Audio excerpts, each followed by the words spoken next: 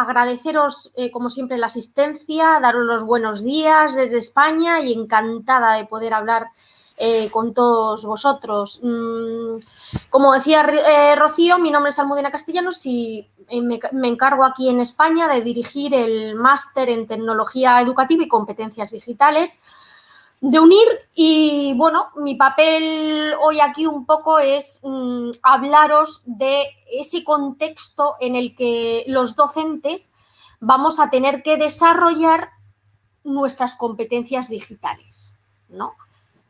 Como ha dicho Rocío, como acabamos de escuchar también a Patricia, ¿verdad? También a Luis, resulta que lo que nosotros estábamos haciendo de manera presencial, de momento, ¿no? Durante unos meses no lo hemos podido llevar a cabo.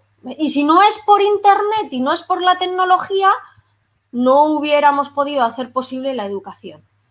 No. ¿Qué necesitamos para poder seguir y apoyarnos en esa tecnología? Una serie de competencias digitales que desde hace unos años la UNESCO es consciente de ello y nos las resume perfectamente. UNESCO nos dice: bueno, el docente tiene que tener una serie de competencias relacionadas con la información.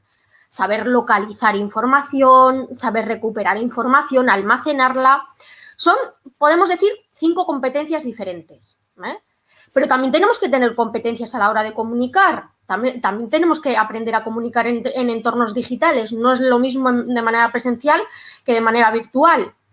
Hay que aprender a compartir recursos con nuestros niños, ¿verdad? Herramientas en línea, a contactar con los papás, qué medios es el que más utilizan las familias para poder comunicar con ellas, como recordabais, el WhatsApp. Pero además tenemos que aprender a crear nuestro contenido, ese que tenemos de manera presencial, de manera física, hay que transformarlo en contenido digital, ya sea en formato texto, imagen, infografía, vídeo, podcast, lo que queramos. Y además resulta que tenemos que aprender de seguridad, porque no es lo mismo trabajar de manera presencial que trabajar en entornos digitales. Hay que tener en cuenta la protección personal, la protección de datos, todo lo que es la identidad digital, un uso seguro, mínimamente, tenemos que hacer. Tanto nosotros, los docentes, como las familias y los menores con los que trabajamos, ¿de acuerdo? Y además se nos presupone pues, una competencia que es la de la resolución de problemas. Nos hemos encontrado con un gran, enorme problema durante esta pandemia, que es hacer posible la educación sin el aula, sin la presencialidad. ¿Cómo resolvemos esto? ¿Cómo tomamos decisiones? ¿Cuál es la mejor plataforma online para utilizar? ¿Cuál es la mejor manera de presentar este contenido a mi alumno? Todos estos problemas vamos a tener que ser capaces como docentes de resolvernos. Y se nos presuponen una serie de competencias que nosotros debemos haber adquirido. Entonces, mirad, yo, para todas estas conclusiones que os voy a exponer esta mañana, me he basado en una serie de informes recientes que ahora al final de la exposición vais a poder ver y que me interesaría que como docentes pudierais seguir esos informes. De esta manera vamos a estar continuamente actualizados, vamos a saber qué pedagogías emergentes están apareciendo, qué últimas tecnologías se están haciendo en educación, ¿de acuerdo? Entonces, vamos a estar pendientes de estos estudios. Entonces, fijaos, para mí, el primer reto que tenemos los docentes en la era post-COVID, ¿cuál es? Ser capaces de personalizar la educación. Ese es uno de nuestros mayores desafíos. Para mí es el más importante porque es el que da sentido a los demás. ¿De acuerdo? Ser capaz de personalizar la educación. Muchas de las tendencias de las que os voy a hablar ahora, esta mañana, se basan precisamente en esta primera idea. Mirad, la tendencia de personalizar el aprendizaje, Learning Analytics, ¿verdad? Todo lo que son rutas personalizadas, microlearning, realidad mixta, todo esto tiene que ver con ser capaces de personalizar la educación. ¿Vale? Personalizar la educación no es otra cosa que poner en el centro de todos nuestros procesos a la persona. A la persona. ¿Cómo es esa persona? ¿Cómo es mi alumno? ¿Cómo es mi estudiante? Es una persona, ¿verdad? Bueno, pues las personas tenemos una serie de principios que son inherentes, que son esenciales, nacemos con ellos, nadie nos los puede quitar. Uno de ellos es nuestra singularidad, ¿de acuerdo? Es decir, cada uno de mis alumnos es único, genuino, irrepetible. No tenemos en el salón de clases dos iguales, ¿verdad? Cada uno tiene sus motivaciones, sus expectativas, cada uno tiene una manera de aprender, un estilo cognitivo, no tiene nada que ver uno con otro. En educación, ¿vale? En educación no vale eso de café para todos, que muchas veces utilizamos, ¿no? Cuando empiezan, yo quiero uno cortado, yo con leche, yo con poca, yo con mucha, café para todos. No, eso no lo podemos hacer nosotros en educación, ¿verdad? Porque cada uno tenemos unos problemas, unas necesidades, unos valores, entonces hay que personalizar en cuanto a que cada uno somos diferentes, en que daos cuenta que tenemos que mirar al alumno como una pieza de orfebrería, único, y le tengo que dar lo que él necesita, ¿vale? Fijaos, otras de las esencias del ser humano, de la persona, es que además de ser un ser individual, no se nos puede olvidar que también es un ser social. Y es un ser social en dos facetas diferentes. Por naturaleza somos seres sociales y lo somos de dos maneras diferentes. Nosotros, para desarrollarnos plenamente, necesitamos interactuar con los demás, podemos decir, ¿no? ¿Qué significa esto de interactuar con los demás? Bueno, pues ser social significa interactuar, pero también significa participar, colaborar con el otro, compartir, ayudar a los compañeros de clase. Si en clase solo hacemos trabajo individual, estamos atendiendo a una de las características, a uno de los principios, a una de las naturalezas de la persona. Pero nos estamos dejando atrás otra, que es ese ser social que somos por naturaleza. Entonces resulta que yo tengo que hacer una educación donde por un lado trabaje de manera individual, pero por otro lado no deje de atender a ese ser social que es mi alumno. Es decir, voy a tener que hacer en el aula que participe, que interaccione, que colabore, que comparta, que ayude. ¿De acuerdo? Pero como os decía, la apertura, el ser social va mucho más allá. No solamente es la interacción con el otro, sino también con el ambiente, con lo que nos rodea. Estamos en la era digital, un entorno totalmente tecnológico, ¿no? Caracterizado por el uso de Internet, los dispositivos digitales. No me puedo olvidar de eso. La educación es madre de su tiempo, ¿no?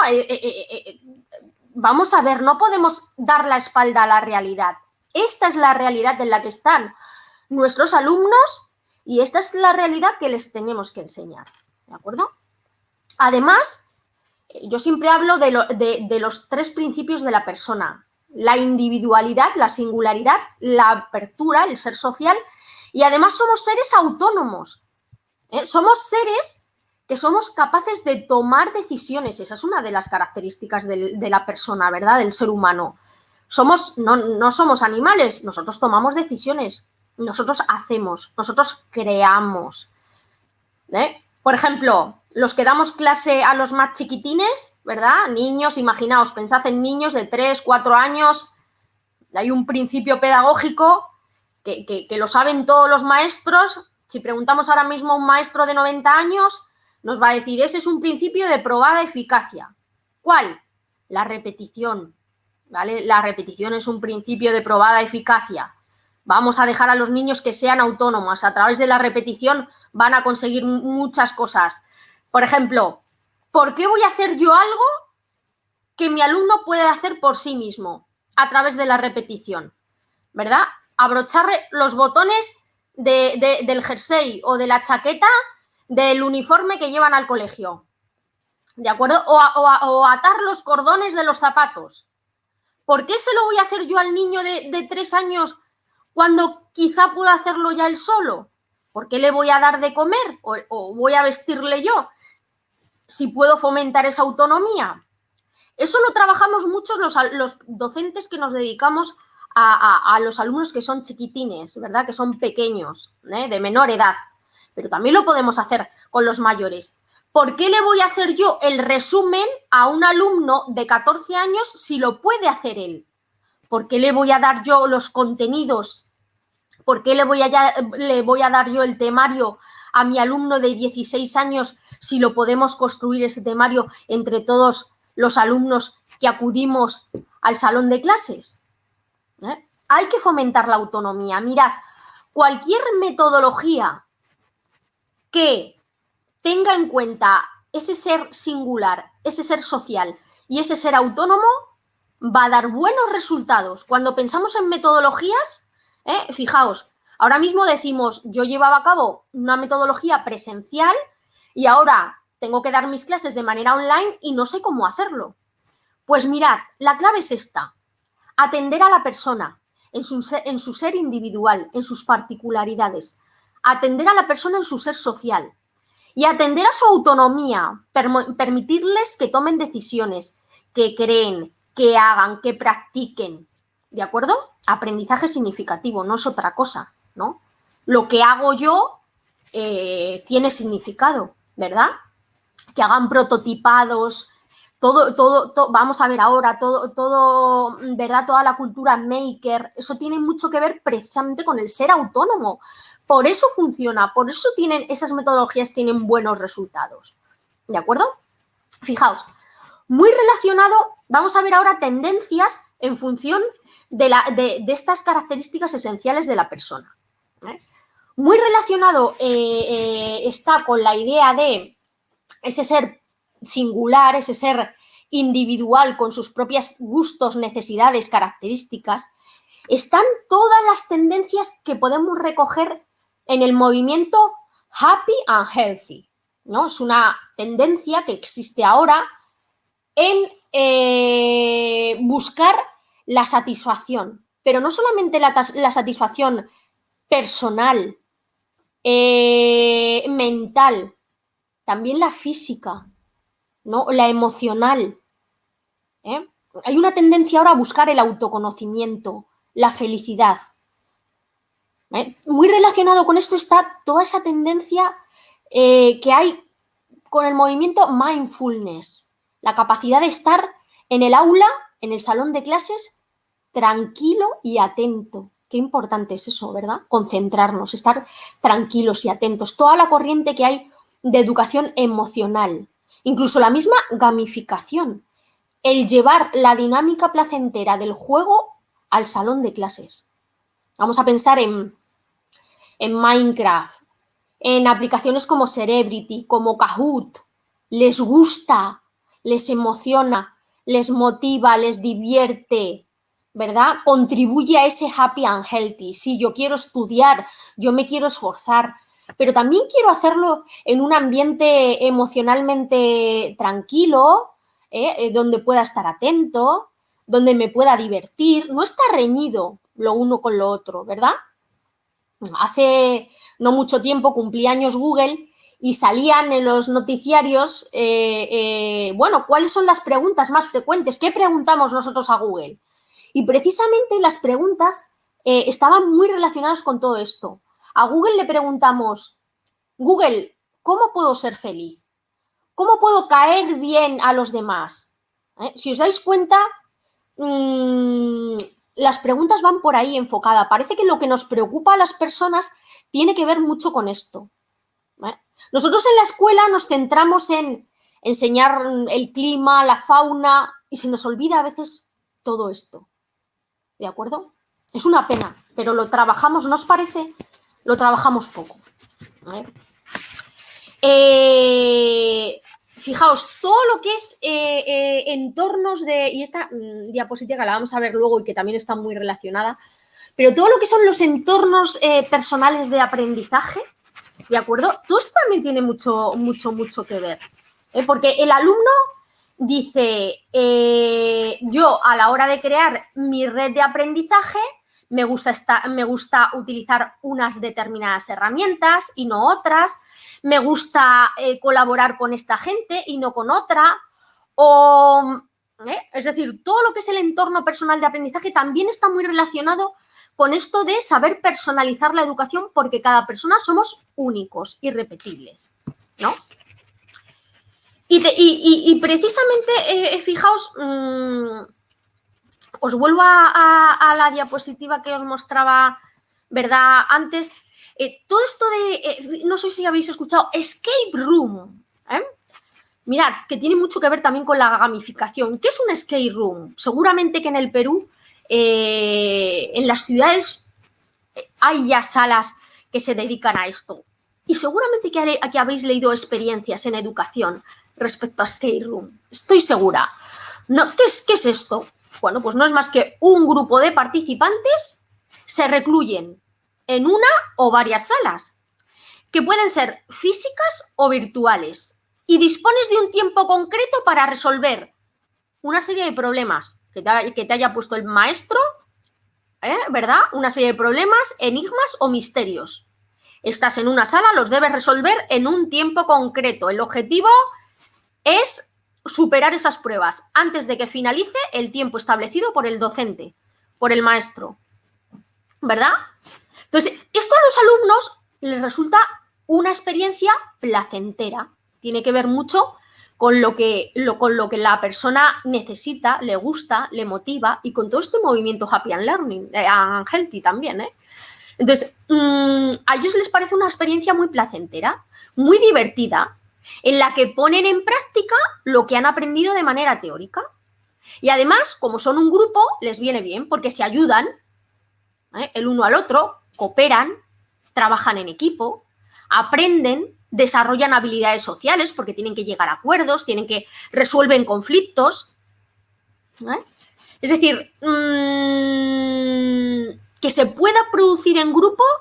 Estamos atendiendo a dos cosas. Fijaos, cuando hacemos experiencias en el aula con escape room, que ya os digo que la podemos hacer tanto en el aula presencial como en el aula virtual, porque solamente necesitamos un aula virtual o presencial y una serie de problemas o de misterios que nuestros alumnos tengan que resolver en un determinado tiempo.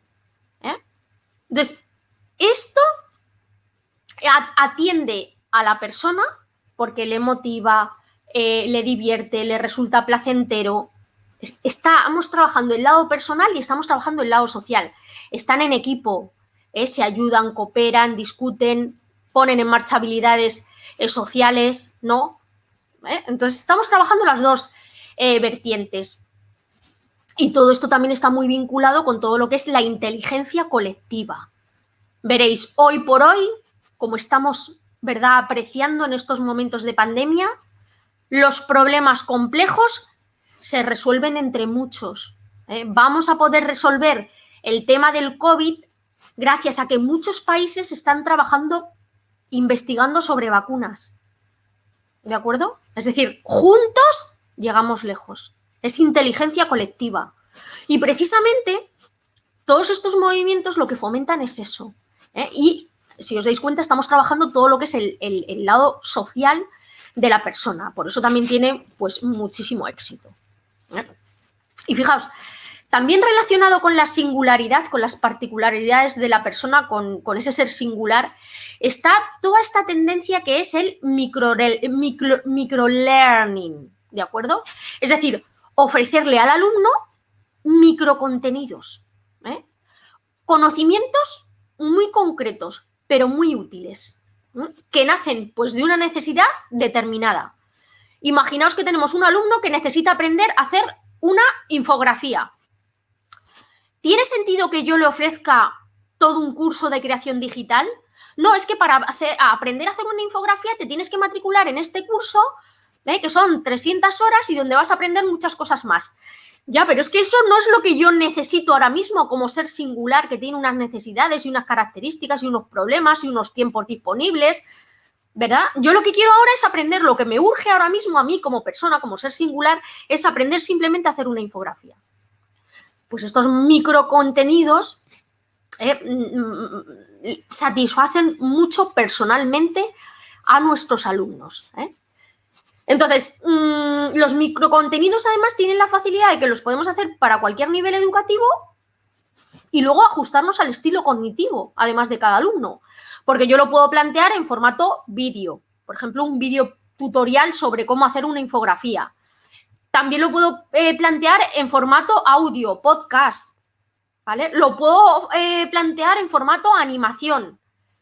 Y entonces esas pequeñas píldoras de contenidos que yo voy aprendiendo pueden dar lugar a un conocimiento más amplio que en verdad puede equivaler a todo un curso de creación digital. Bueno, yo he hecho un curso de creación digital al final, pero he empezado por lo que yo más necesitaba, que eran las infografías.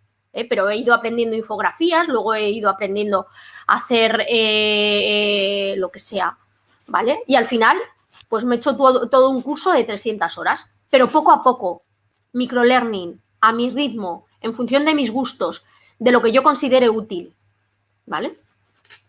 Por ejemplo, aquí en España, el Ministerio de Educación, para trabajar las áreas competenciales, las 5 áreas competenciales que os comentaba al principio, determinadas por la UNESCO, pues nos ofrece de manera gratuita para los móviles una serie de microcontenidos para aprender, ¿no? Pues para aprender a crear contenido digital, para aprender sobre seguridad digital, para aprender sobre comunicación en línea, este tipo de cosas, ¿vale?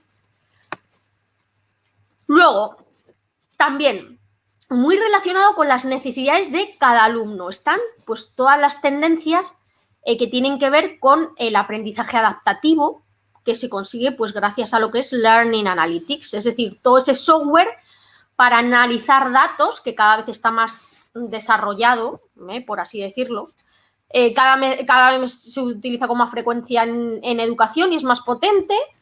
Y es que, bueno, los datos que produce mi alumno, ¿no? Las veces que se descarga un vídeo, las veces que ve mi clase grabada o las veces que chatea con sus compañeros, todo eso, ¿no? La interacción con los compañeros, las actividades que entrega, cuáles resultan más fáciles, cuáles resultan más difíciles si no entregan, el material que lee, el que no lee nunca, pues son muy útiles si no caen en saco roto, si yo las puedo gestionar y me pueden aportar conocimiento, porque yo entonces puedo hacer una ruta personalizada de aprendizaje para mis alumnos. Y esto es el aprendizaje adaptativo. El alumno entra en el campus y el campus ha estudiado lo que el alumno ha ido haciendo. Si el campus identifica que el alumno tiene carencias a la hora de realizar una serie de actividades, le va a proponer actividades de refuerzo. Si el campus intuye que el alumno prefiere los contenidos en vídeo que los contenidos en texto, le va a ofrecer contenidos en vídeo. Es decir, la idea es aprovechar esos datos, ¿vale? Entonces, bueno, pues los traducimos en entornos personalizados, con rutas de aprendizaje, y esto serían las tecnologías, que nos hablan tanto ahora de tecnologías de aprendizaje adaptativo, no es más que esto. Ajustarnos a las necesidades de cada persona. Y lo mismo, todo el movimiento Big Data, pues ha tenido mucho que ver con esto, ¿de acuerdo? Y bueno, pues las máquinas, la idea es que nos faciliten la vida. Los campus virtuales que utilizamos con nuestros alumnos, pues tienen que ser capaces de proponer todo este tipo de cosas a nuestros alumnos. Itinerarios concretos, incluso ya partiendo de todo lo que es inteligencia artificial, que no son más que algoritmos, ¿verdad?, que permiten a nuestros aparatos tecnológicos hacer cosas propias de los seres vivos, pues nuestro campus personalizado debería ser capaz, por ejemplo, de, si nota la voz del alumno, gracias a la inteligencia artificial, si nota la voz del alumno cansada, decirle, tómate un descanso de 10 minutos. O si intuye que la cara del alumno está agotada, lo mismo. Descansa media hora y luego retomas tu estudio. Todo esto gracias a la inteligencia artificial. O los chatbots. ¿Quién no utiliza ahora Siri o Alexa? ¿Verdad? Estos no son más que chat, lo que se conoce como chatbots, ¿vale? Es decir, sistemas informáticos para conversar, ¿vale? Que se asemejan a los de a una persona. Y en educación se están utilizando mucho para todo lo que es el aprendizaje autónomo. Imaginaos que yo le pregunto a Alexa, Alexa, ¿qué es un chatbot? ¿Y para qué lo puedo utilizar? ¿Y hay experiencias en educación que utilicen chatbots? Alexa, y Alexa nos irá diciendo. Alexa, ¿tú crees que yo sería capaz de utilizar un chatbot? Pues a lo mejor Alexa, si está mi Alexa, por cierto, hablando ahora que me ha escuchado, si Alexa es capaz de estudiarme, sería capaz de decir si voy a ser yo capaz de realizar un chatbot o no. Entonces, todo esto no es más que cuestión de analizar información, ¿de acuerdo? Y luego, fijaos, también muy vinculado a todo esto de satisfacer el lado personal del individuo, la persona, está todo lo que es la tecnología wearable, ¿no? Estáis viendo ahora mismo, ¿verdad?, en la pantalla, pues esos relojes, esas gafas, esas zapatillas, incluso ropa, ¿verdad?, para los niños. Y es que esto tiene mucha utilidad en educación. Vamos a pensar en que el reloj, hemos hecho una prueba física con los niños, y el reloj detecta que en el niño han aumentado considerablemente las pulsaciones y hay peligro, hay riesgo. El reloj automáticamente llama a el hospital. Vamos a pensar. O tecnología wearable en cuanto a la ropa. Imaginaos que el baby, es decir, esto que se ponen los niños para no mancharse cuando pintan o cuando comen, ¿verdad? No sé cómo en el Perú se dice. Bueno, tiene un aparatito que si detecta que la temperatura del alumno ha subido, tiene fiebre, avisa directamente al hospital. Es decir, es tecnología pues que cada vez más se va a utilizar también en la educación y que tiene mucho que ver con esa satisfacción de atender la singularidad, la satisfacción de las personas, ¿de acuerdo?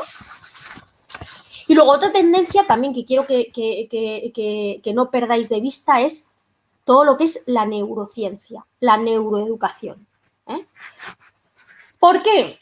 Veréis, nosotros como pedagogos lo que hacemos son ciencias sociales, es decir, y la pedagogía ha llegado a muchas conclusiones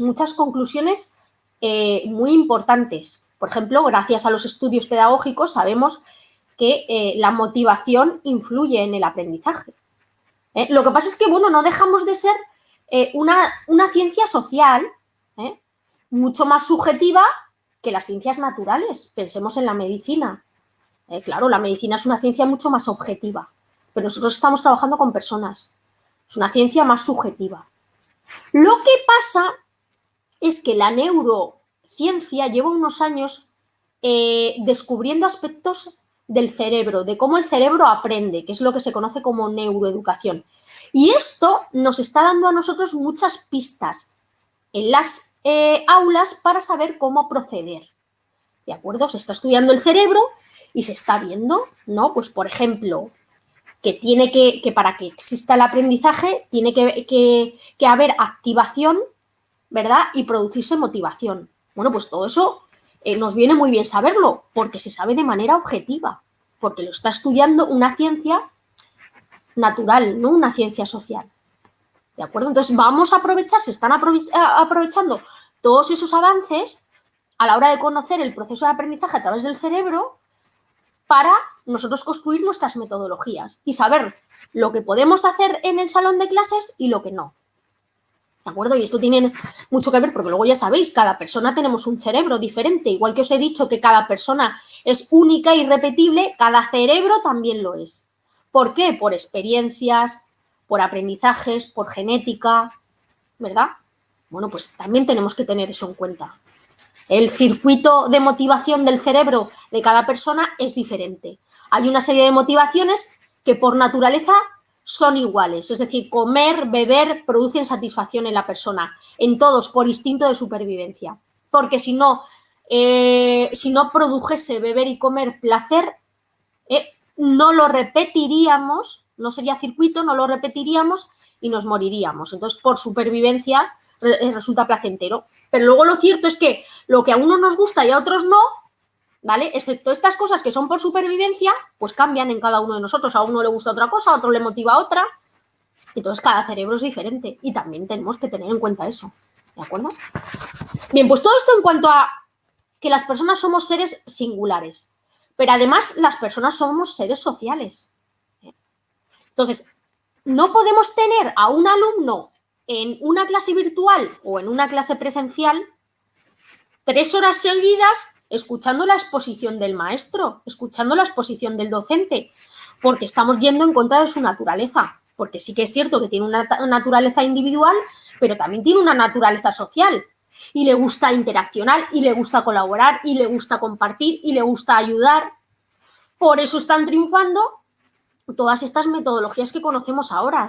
Todo lo que es el aprendizaje basado en proyectos, en problemas, porque les proporciona la oportunidad de tareas complejas como investigar, probar, consensuar, comprender, priorizar, enjuiciar, exponer, que son tareas que en la taxonomía de Bloom están arriba, porque el mero memorizar está abajo. Eso es lo más fácil que puede hacer nuestro alumno. O el mero escuchar, eso es lo más fácil que puede hacer el alumno. Yo le tengo que pedir más allá. Y estas metodologías precisamente fomentan eso. Pues todo lo que es el aprendizaje por descubrimiento, todas en verdad se basan en el aprendizaje colaborativo y cooperativo. Entonces, no podemos perder de vista todas estas metodologías que nos van a ayudar a esa faceta social de la persona. Incluso todo lo que es el aprendizaje basado en eventos, que es bueno, pues una corriente que también existe.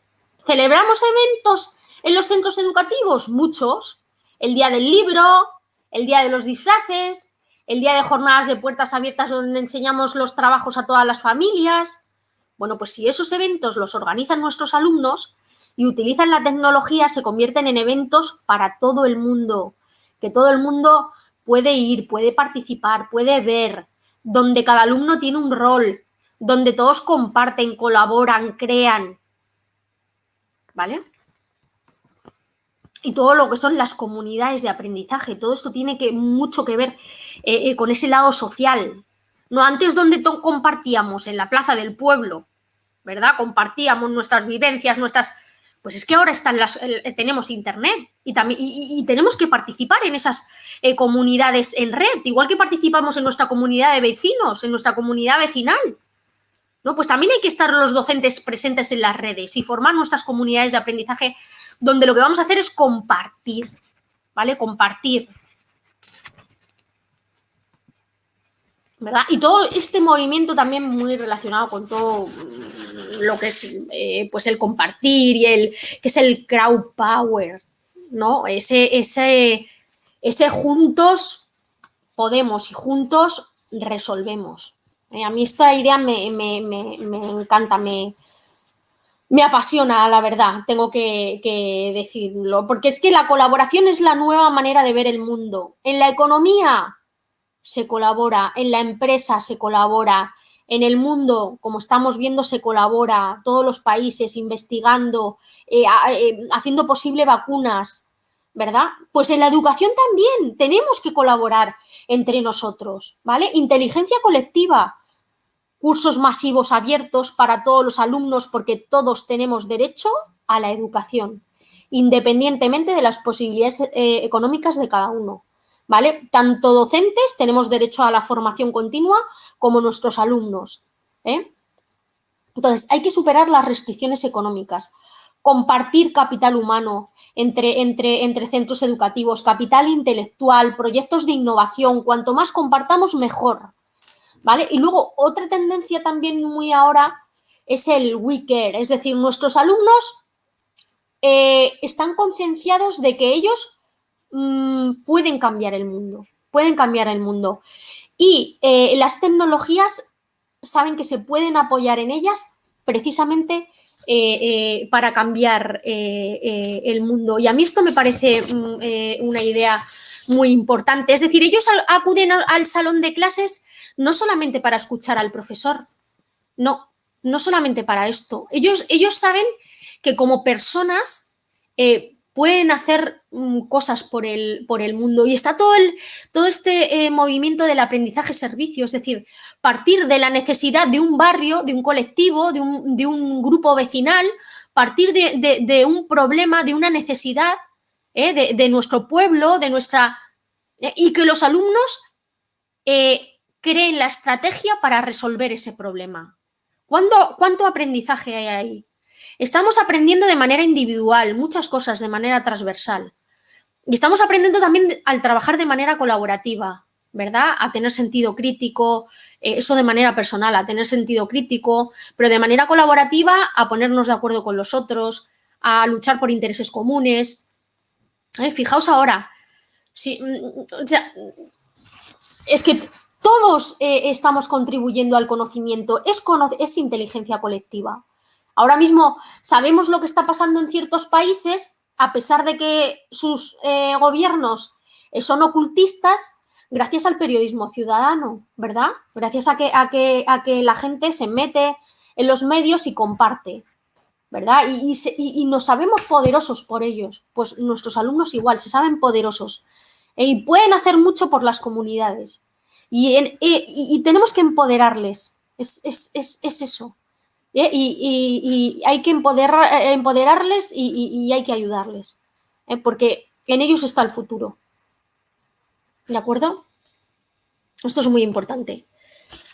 Luego, todo el movimiento maker, ese movimiento Tecnocraft, ¿verdad? Pues de todo lo que es, pues qué sé yo, enriquecer los procesos de creación, pues gracias a la tecnología. Vamos a pensar en, pues, impresión 3D, todo lo que es el prototipado, porque estamos poniendo en práctica conocimientos teóricos y lo estamos haciendo entre muchos profesionales que nos dan su punto de vista. Gracias a las tecnologías lo podemos hacer de manera global, con toda la comunidad educativa participando, ¿verdad? Bueno, todo esto de poner en práctica lo teórico es ahora lo que triunfa. Bueno, ahora y siempre, es decir, si estudiamos a los pedagogos de toda la vida, en verdad lo que nos querían decir, lo que nos estaban diciendo era esto, no otra cosa. ¿De acuerdo? Y luego, relacionado con todo el tema de todo esto relacionado con la apertura a ese mundo tecnológico que vivimos y a esa sociedad donde tenemos que colaborar y compartir. Y relacionado con la apertura también a nuestra tecnología, pues todo lo que es realidad extendida, XR, es decir, bueno, pues vamos a ver, gracias a todo lo que es tecnología 5G, pues la realidad virtual cada vez es mejor. Es decir, yo ahora mismo me pongo las gafas, tengo un mundo virtual al que puedo superponer información digital, es una maravilla. Se utiliza en hospitales, lo podemos utilizar en el ámbito clínico, se utiliza, pero también en el educativo. Ya no solamente con las cosas más sencillitas, como puede ser un código QR o entornos virtuales que hay ya de aprendizaje, ¿verdad? No, virtual a través de realidad inmersiva. Es que podemos hacer muchas cosas más. Y tenemos que estar también pendientes de lo que se hace, tenemos que estar al tanto de lo que se hace en este sentido, porque hay que enseñar a los alumnos a utilizar todo este tipo de herramientas. ¿De acuerdo? Y luego, pues todo lo que es el empoderamiento, como hablábamos antes, Power Pupils, ¿no? El empoderamiento del alumno, que también lo habéis comentado tanto Luis como Patricia. Ellos son conscientes del papel activo que tienen en su aprendizaje, en la sociedad, son conscientes de su talento y no van a clase, al salón de clases como meros espectadores. Hay que tenerlo en cuenta, ¿no? Hay que enseñarles a emprender. Personas emprendedoras, capaces de resolver conflictos, de desarrollar su creatividad. Es que es eso. sea, si yo soy un ser autónomo porque soy capaz de tomar decisiones, de crear, y eso se practica en el aula. La libertad, esa autonomía, se tiene que empezar practicando en el salón de clases, tomando decisiones con sentido crítico, ¿vale? Y fijaos, está muy relacionado con todo esto, prototipado, makerspace. Y luego siempre, y no hay que olvidarnos de esto, nos tenemos que formar a lo largo de toda la vida. Y lo vemos ahora, es inevitable. Pensábamos que lo sabíamos todo, los maestros. Pues no, porque ha llegado una pandemia y ya no podemos hacer las clases presenciales, ¿verdad? Y ha llegado una pandemia, pero vendrán más cosas, vendrán crisis climatológicas, vendrán crisis de otros tipos, económicas, que nos hagan pues tener que apoyarnos en la tecnología. Y por eso hay que aprender a lo largo de toda la vida, y eso es una habilidad, una competencia que el alumno tiene que conocer. Y tiene que ver con la autonomía de cada uno, ¿de acuerdo? Es decir, vamos a apoyarnos en la tecnología para poder aprender a lo largo de toda la vida. Porque llegada a una edad, yo ya no voy a ir al salón de clases, yo ya no voy a ir al aula, ¿verdad? Ya tengo que formarme de otra manera, a través de internet, a través de... Y a mis alumnos les va a ocurrir lo mismo. Vamos a aprovechar el potencial de la tecnología para poder formarnos, para que no crezca esa brecha, ¿de acuerdo? Que ya es bastante grande. Y bueno, pues yo por mi parte, estas son las obras que a mí me gustaría que tuvierais en cuenta, y que, bueno, son muchos informes y reportes que me gustaría que siguieseis, porque se publican anualmente, trimestralmente, y que son tendencias que siempre tenemos los maestros que tener presentes, ¿de acuerdo?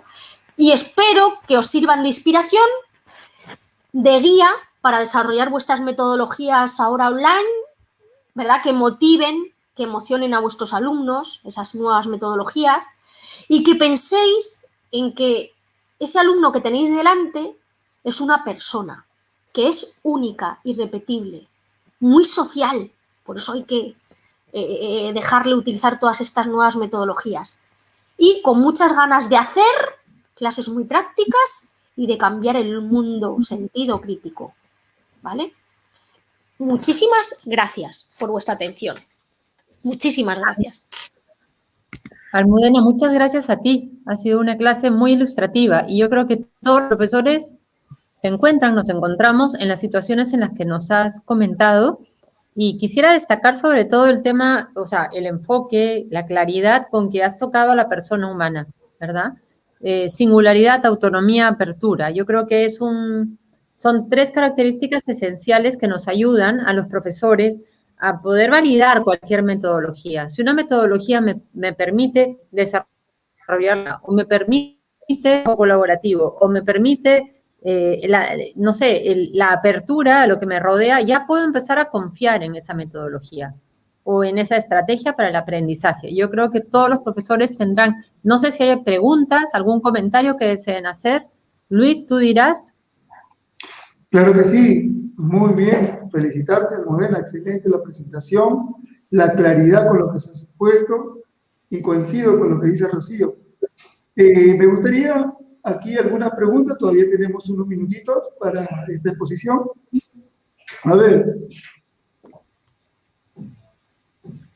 Sí, a ver, ¿me escucha? Muy bien. Sí, Luis. Sí, gracias. Te escuchamos, Luis. Muchas gracias, gracias. Vamos a ver, Margarita Elizabeth nos dice, aunque es un tema, una pregunta bien específica, ¿qué herramienta tecnológica es la más adecuada para el niño de segundo grado? Bueno, no sé, ¿algo le quieras comentar, Almudena? Bueno, hay todo tipo de herramientas, y muchas veces no tiene nada que ver con la edad que tengan nuestros alumnos, sino con el uso que nosotros le demos en el salón de clases. Pero mirad, todo lo que es herramientas divertidas, como pueden ser Cerebrity o como puede ser Kahoot, o incluso iniciarles en todo esto de códigos QR, realidad objetos 3D que ellos puedan ver, que ellos puedan... Esto les suele gustar mucho. Yo, con alumnos de esa edad, utilizaría mucho todo lo que es gamificación, incluso algo tan sencillo como hacer una web quest para el alumno. Son dinámicas o juegos que podamos imaginar, pasarlos a Kahoot o pasarlos como decía, a Cerebrity, mapas conceptuales que a ellos les vienen muy bien para hacerse idea y adquirir nuevos conocimientos, hechos con Poplet o hechos con CMap Tools. Son muy importantes a la hora de estudiar. Todo lo que son vídeos enriquecidos con herramientas como Edpuzzle, donde pueden ver un vídeo y podemos lanzarle preguntas. Esto les gusta mucho y les suele causar, les lo ponen en relación con la dinámica del juego y les resulta motivador. Ok. Muchas gracias. Una pregunta de Luis Enrique Ochoa, Audante. ¿El aprendizaje colaborativo, trabajo en equipo, también puede hacerse de manera virtual? Claro, fijaos, la mayoría de los sistemas que utilizamos para dar nuestras clases virtuales permiten hacer pequeños grupos. Entonces, yo puedo lanzar un tema y establecer pequeños grupos para que trabajen los alumnos sobre ese tema y pedirles, vamos a debatir en pequeño grupo sobre el sentido de este texto. Y luego en gran grupo lo vamos a compartir. Es decir, técnicas de este tipo, generar debates en mini equipos, lo permite en cualquier sistema que utilicemos. Y luego exponer, es decir, hemos llegado a una serie de ideas, pues ahora las vamos a exponer en un blog, en un Google Site, en lo que se nos ocurra.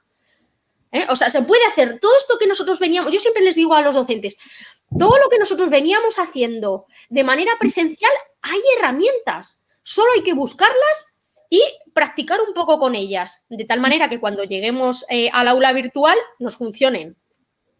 Eso sí que es importante.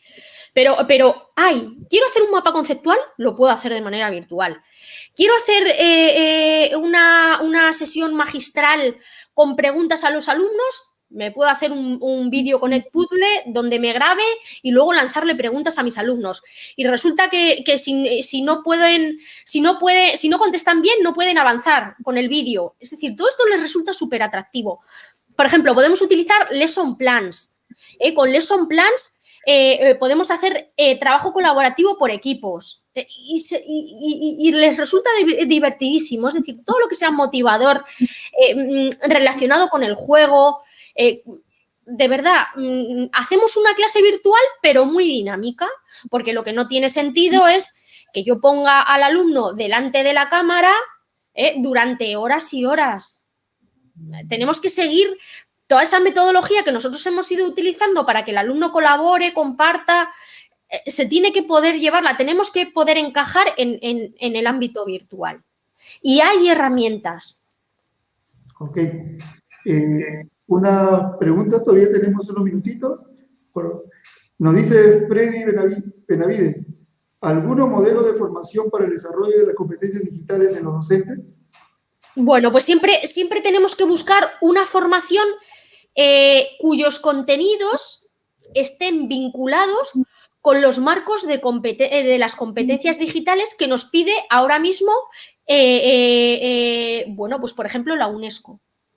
Es decir, ¿qué es lo que tiene que trabajar un docente? Hay una serie de competencias que están homologadas, es decir, que hay consenso en cuanto a ellas. ¿Cuáles son? Estas, pues yo siempre tengo que buscar formación en esas competencias. En la competencia de comunicación, crear contenido digital, todo lo que es información, todo lo que es seguridad digital y todo lo que es resolución de problemas. Y ahí tengo que estar muy formado en todas esas competencias y tengo que buscar siempre planes de estudio que recojan esas 5 áreas. ¿Vale? Por eso en UNIR, tanto en UNIR España como en UNIR Perú, los estudios que tenemos en tecnología siguen las competencias de este marco, en este caso la UNESCO. Ok. Una última pregunta para ya ir cerrando tu ponencia, Almudena, ¿te parece? Sí. A ver, y aquí hay una muy buena, dice Fernando Godoy Pariona, interesante el tema sobre competencias digitales. ¿Cuál es la metodología que recomienda para que los docentes se empoderen y pongan en práctica la educación virtual frente a sus alumnos? Por favor, compártanos su PPT y gracias. Felicitaciones por la brillante exposición. Muchas gracias, Fernando. Bueno, pues metodología que yo recomiendo, la que el docente, conociendo a su alumnado, elija. Y acordaos, siempre tenemos que elegir teniendo en cuenta que al que tengo enfrente es una persona y, por tanto, tengo que atender necesidades personales, sociales y autonomía, creatividad, significación, prototipado, crear, hacer, ¿no? El ser humano es un homo que hace, ¿no? Entonces, eso, da igual la metodología, porque a cada uno nos va a funcionar una distinta en función de los conocimientos del docente, de los gustos del docente, pero claro, también hay que pensar en el alumno. ¿Qué alumno tengo? ¿Qué edad tiene? ¿Qué es lo que le gusta? ¿Es hábil con la tecnología? Fijaos ahora el panorama que se nos presenta. Es que ahora resulta que no solamente los docentes tenemos que tener competencias digitales, es que también tiene que tener competencias digitales mi alumno, porque tiene que saber apagar y encender el audio. Yo me encontraba con mis hijas que acudían a las videoconferencias con los docentes y a una de mis niñas, que tiene 5 años, no sabía apagar el audio. Bueno, pues o comparte pantalla, no saben compartir escritorio, no saben compartir la pantalla, pues hay que empezar, pues, cuando yo doy una clase virtual tengo que tener en cuenta eso, que si quiero que mi alumno comparta pantalla o active el audio, previamente tengo que haberle enseñado. Y lo que es más, es que incluso a lo mejor he tenido que enseñar previamente a la familia. Porque si son chiquitines, necesitan la ayuda del papá o de la mamá. Y si el papá y la mamá no lo saben, pues igual he tenido que darle una pequeña sesión formativa a los padres antes de iniciar el curso y decirles, mirad, esta parte del curso va a ser virtual y la vamos a hacer de la siguiente manera. Y tenéis que aprender a hacer esto, esto y esto. Y se lo enseñamos en unos videotutoriales o en unos... y ya está. Ahora hay herramientas como, por ejemplo, pues ¿qué voy a decir? Panopto, donde podemos hacer videotutoriales de manera muy sencilla para las familias, por ejemplo.